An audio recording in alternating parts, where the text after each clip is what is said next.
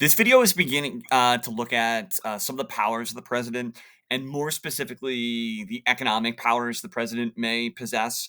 And again, none of these powers are going to be done just by himself. It's usually in tandem with what Congress is willing to allow him to do by passing laws. So this is going to focus pretty much on the budget process. And I'm sure you're familiar with the term budget, but a budget is just your plan for how you're going to spend money, an estimation of how much you have coming in versus how much you're spending. Your family has to go through the budget process, I'm sure, to figure out how much they make versus how much you're spending. Businesses have to do this, school districts have to do this, and every level of the federal government has to do this as well. So the president really shares the budget making process with Congress, and the president usually is involved at the beginning and at the end, right? Steps one and steps five. So at the beginning of the year, the president will put together his ideal wish list of how he would like Congress to approve money for the upcoming year. And he literally, along with his financial team, all the economic advisors that work in the executive branch, puts together their wish list of this program should get this government agency should get that, and basically he sends it off to Congress. And then if you look at steps two, three, and four, it's at that point that the president kind of loses control of the budget process, and now Congress takes the president's wish list and they begin to like dissect it. They may give the president exactly what he wants for some things, maybe less for some things. Maybe they'll approve money in like larger numbers for things than the president asked. And this is largely based on like the priorities that Congress has. And so we're going to see the fights between Democrats and Republicans. So once Congress sort of debates like their plan and they vote to approve one, that approved plan from Congress ends up on the president's desk. That's step number five. And then the president gets to see basically what Congress approved based on like in comparison to like what he asked for. And then he has basically two decisions. He can either sign their budget and it becomes the new law and it's how they're officially going to spend money over the next year, or he vetoes it and it goes back to step number two. So this is generally the president's involvement at the beginning and at the end. And, obviously the president can use the power of like the media also to put pressure on Congress during this time period to approve or increase spending in areas that he wants. So again, one in five are the president areas. It's also important to note that this changed a little bit. Up until 1974, presidents could sign Congress's budget proposal and just choose not to spend certain money that was approved out of like protest. So I'm not going to veto your budget. I'll sign it, but I'm just not going to order the executive branch to spend the parts that I disagree with. This used to be called impounding budget funds. This isn't allowed anymore. So presidents after Nixon in the 70s have two options. They have to sign the whole budget or they have to veto the whole budget. They can't like partially approve parts of it. So it's an all or nothing kind of thing, and they just can't decide to spend not to spend money that they disagree with. So impounding of funds is no longer allowed. It's also important to note that there are two different types of spending. You'll notice that this part here, like I guess the lighter green color, is what we call mandatory spending. This is also known as entitlement spending. This is the part of the budget when Congress is fighting over it that they can't really do much about because Americans are entitled to that part of the budget. Usually, these are programs like Social Security that have been created by laws that have been passed and they require money to be spent.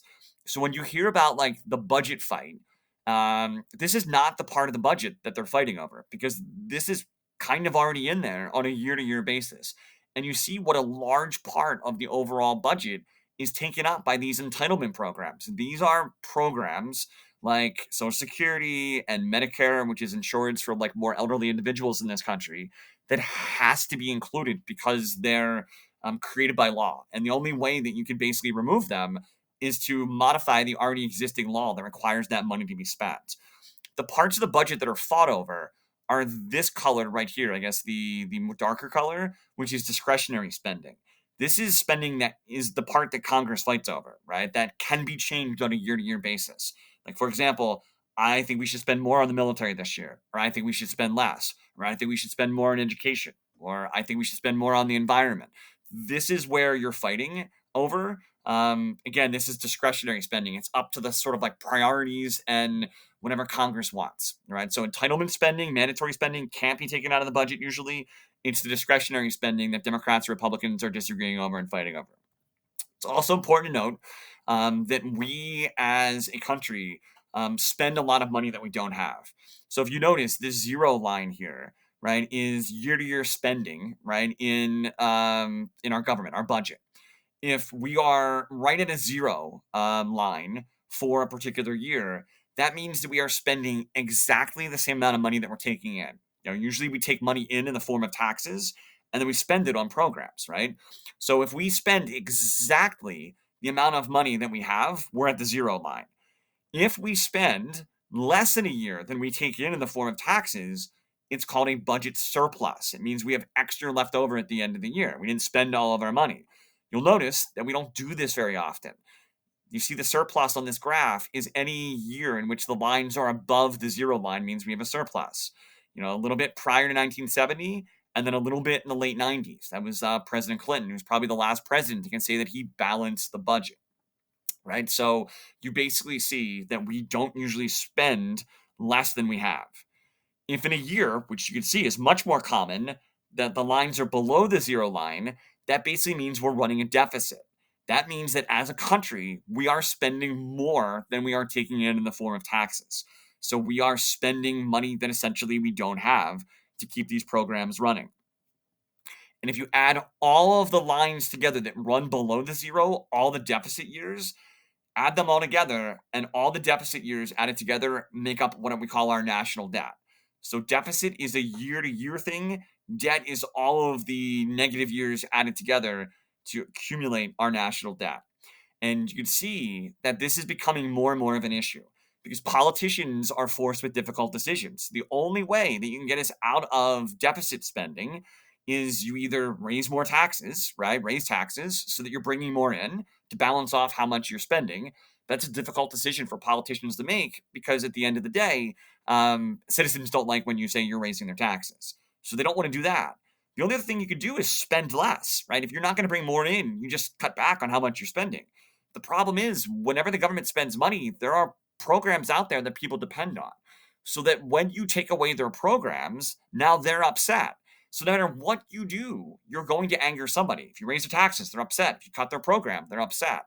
So what happens at the end of the day is politicians largely don't do anything. They just keep spending like money we don't have. Every year we're running a deficit, and it's just causing the debt to grow larger and larger, which long term is going to have some pretty severe financial consequences. So it's a little overview of some of the president's economic powers, more specifically budget stuff.